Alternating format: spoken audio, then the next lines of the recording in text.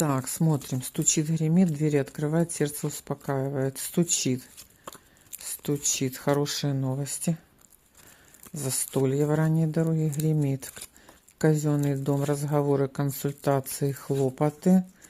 Двери открывают, хорошие новости идут для вас.